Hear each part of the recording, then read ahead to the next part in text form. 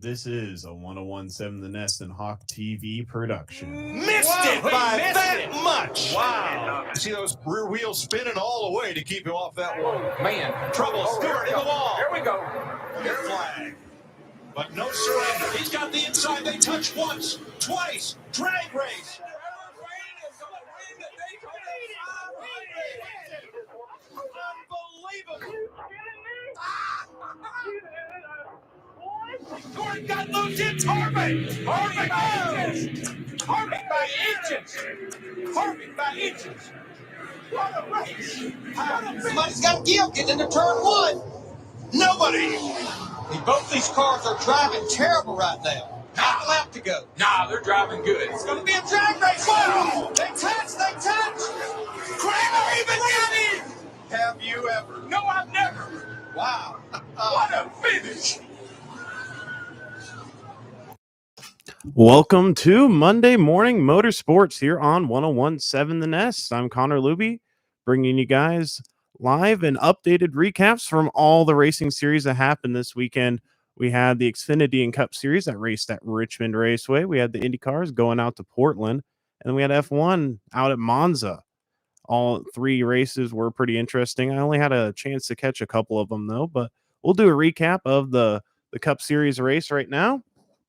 Martin Truex Jr. was the victor. He had to come back from an early penalty after jumping Denny Hamlin off the start. Speaking of Denny, finished second on the night, followed by Christopher Bell, Chase Elliott, and Joey Logano. Kyle Larson bringing it home sixth after failing pre-race inspection twice, so having to drop to the rear of the field.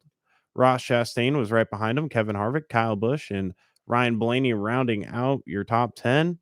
Other notable names, Alex Bowman in 12th, Brad Keselowski 13th, Eric Almirola 14th, and Tyler Reddick 15th, all playoff contenders. But the big hits in the playoffs probably go to William Byron coming home 19th, and then all the way in the back, Kurt Busch 37th after cutting a tire after the competition caution. Not what you want to see out of Kurt. It's been a long playoffs for him. He's had a really roller coaster season, so just trying to get more consistency is going to probably be the name of the game for him. Currently, the playoff standings are looking like this. Denny Hamlin, Martin Truex Jr., and Kyle Larson have all advanced on to the next round. Truex and Hamlin on wins, and Larson had enough points to make it to the next round. Logano is plus 40 to the good, and Blaney is plus 28. Those are the two that are top of the points, and then the bubble's looking, it's getting really tight heading into Bristol. Eric Almirola is plus 3, and Kurt Busch and Alex Bowman are tied on the playoff bubble, with Kurt getting the tiebreaker as of right now. Tyler Reddick is 5 down, William Byron 18 down, Michael McDowell 38 down. So Michael McDowell's probably in the must-win situation. William Byron is potentially in the same boat as well, or he's got to hope for some bad luck for some other people. It's going to be a long Richmond for him to see what happens. Or, excuse me, not Richmond, a long Bristol. It's a early morning for me. Just woke up, saw the sun rise, and getting ready for a nice day here on campus. Nice early morning. Hope you guys are enjoying it here. If you're listening on 1017 The Nest, or if you're watching the live stream on YouTube on 10 to Go NASCAR, hope you guys are enjoying all of the content. Going to be starting back up again. It's nice to have the show back on the air. It's only been a couple weeks since we started doing our broadcast one more time, but it's always nice. But the playoffs are looking tight, and now since Joe Gibbs Racing has gotten the 2 wins, and starting in this playoffs, Hendrick has looked really weak.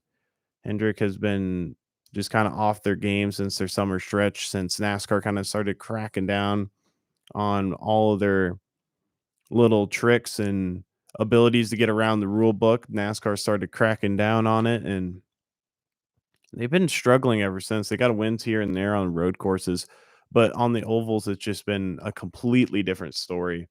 Now since the last couple weeks and since the playoffs have started, it's looking like the Joe Gibbs show one more time, especially with these high horsepower, low downforce tracks. They've looked dominant. We got two opened up the playoffs, and 2 Joe Gibbs drivers were able to come out victorious while Hendrick just kind of looked off their game. Right now, Gibbs has got to be the clear cut favorite. Either the number 11 of Denny Hamlin or Mark Truex Jr. has got to be the championship favorite. But you can't count on Kyle Larson. You got to assume he's going to make it to the final four with the amount of bonus points he's built up, but you never know. Yeah, NASCAR, this Richmond race, it was a 1-2-3 for Gibbs, and probably the only reason Kyle Busch had struggles is because he had a penalty on pit road, brought him to the back, and still got up into the top 10. So still a good night for Kyle, and back into the plus category in the playoff standings. So got a little bit of security after this race. And drivers that just need a little bit of recovery. Kurt Busch, he cut a tire early on, finished the last car in the race. He was running third when the incident happened, and it's just frustrating for any Kurt Busch fan. He's gone through so much this season. It started off looking iffy, and then he started rattling off top tens, and he got the win. But now he's kind of slipping back a little bit. He's in some hot water heading into Bristol, but Bristol's one of his better tracks. I don't think, unless he has a catastrophic day, that nothing's going to set him back. And Tyler Reddick is under the cut line, only by 5 though. He's still in a good position, so you got to watch out for it. Heading into Bristol, a couple of drivers to watch out for. I think Kevin Harvick's going to have a good weekend. Finally, I think Kevin Harvick's going to turn it around, have a good weekend, make strides into the playoffs. As coming into the playoffs, he just didn't look anything like he normally has for the last maybe 6 or 7 years now, ever since he's been with Haas. And this year's just looked off. He hasn't got the win. Cars look off, but as of recently, after Eric Almirola's win, and I know Kevin Harvick's been running pretty decent all year, but not race winning pace. It just, ever since that victory, it looks like those two cars have just kind of turned it around just a little bit. Not a whole lot, but enough to make it noticeable.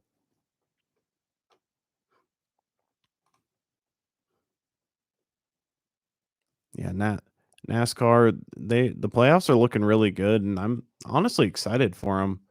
And the last couple of years, I haven't been real excited for the playoffs, and it's just kind of been a drag to get through. It's kind of just been, kind of predictable and easy to ride off, and just kind of tune out after towards the end of the season.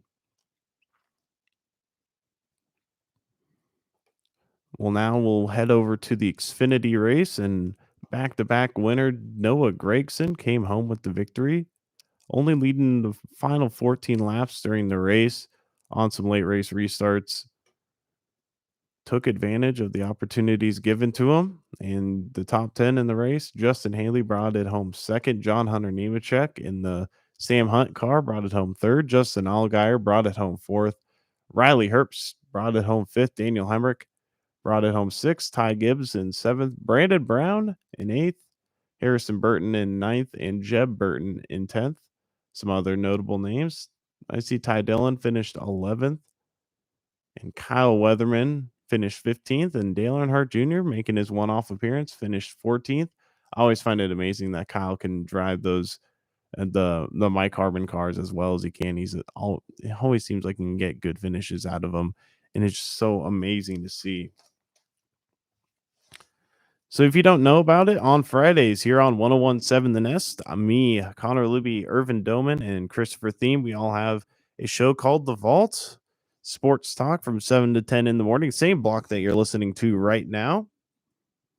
We talk about NFL, college football, Hawk sports, and a little NBA, a little MLB, a little motorsports on there as well. But this is why I got this show in the mornings. They're not as big as motorsports fan as I am, but what the heck? Just kind of keep up with it. Make sure you listen to it on the Vault, 7 to 10 in the mornings here on 1017 The Nest.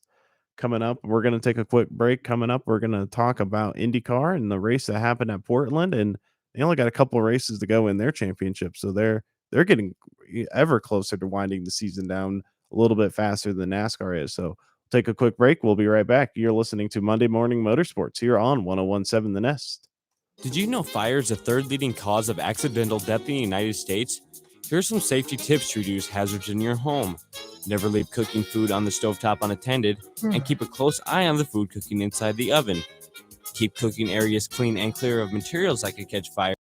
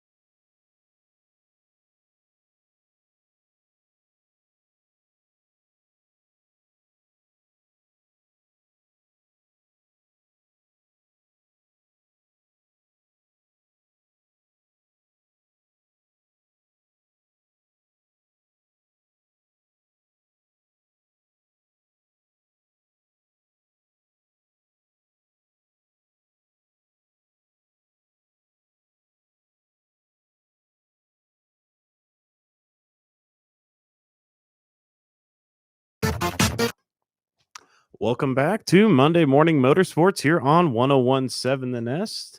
If you want to call in and talk about the race, the call in number is 402 844 7357. If you want to talk about the race with me, once again, the number is 402 844 7357. I'll put it in the chat if you guys are wondering on the stream. It's got a lot going on here. I haven't done this before. I'm streaming it on YouTube on my personal channel, and kind of a multi process here. We don't got the best setup for it, but trying my best with it.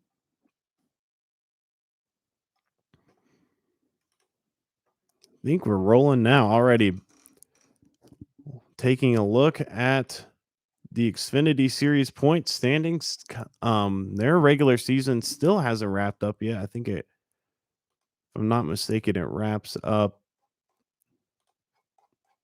after. I always forget Xfinity. The Xfinity Series is always, I don't know why it isn't always just uniform overall series when the playoffs begin and end, but makes sense.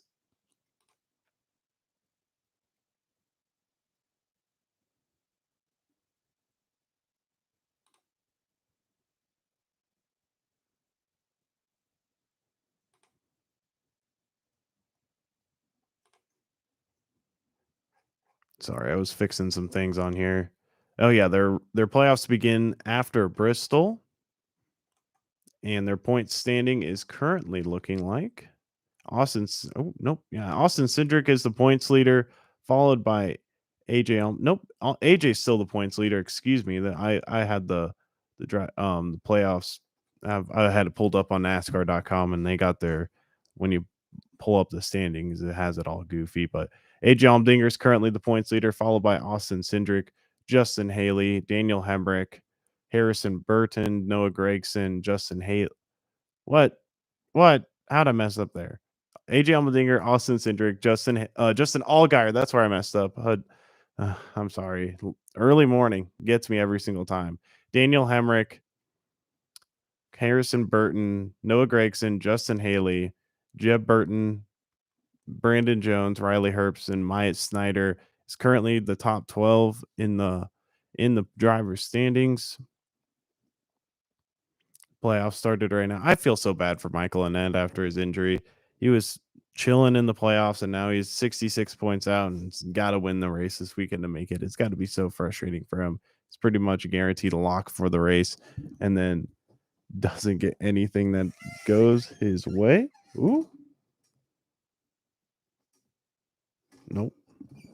Everything going on here spooking me out in the studio, but I'm hearing things in here, but I'm not seeing things. It's weird. I got all the lights off in the studio behind me, and talking about IndyCar. Alex Palou got the win this weekend at Portland, continuing and regaining the points lead over Pato O'Ward. And this series is kind of winding down, but with 5 different contenders in it right now, it's kind of crazy to see the IndyCar series wind down, especially over the last couple of years where it's been a one-on-one battle between 2 drivers. Now we got 5 drivers in the mix with 2 races to go, and Alex Palou retakes the points lead over Pato O'Ward, winning the race at Portland. If you didn't see any of the race, it was really exciting to watch. Early on, the Portland pile up in turn 1 happened. It wasn't as bad as a couple of years ago when I think it was Marco Andretti had a flip at the track, but could have been a whole lot worse. Palou had to go to the was forced to the back. He was forced off track, and honestly, that was probably the best way to go about it because it didn't really hurt him in the end. He got on a different tire strategy, able to take advantage of it, able to stay clear and continue to the front. It was a pretty fun race to watch. I was able to catch bits and pieces of it back here at the studio, but kind of all over the place. Lost my train of thought there. I'm so sorry.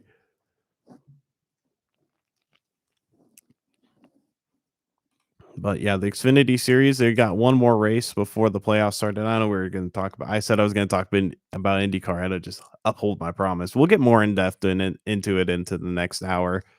But I wanted to try to keep this, but my mind just kept going all over the place. Someone walked in the studio and kind of had me all kinds of confused on what was going on there. Is Irvin, but stuff happens. Kind of heading into the next couple of races, we got I think we have all 3 series at Bristol.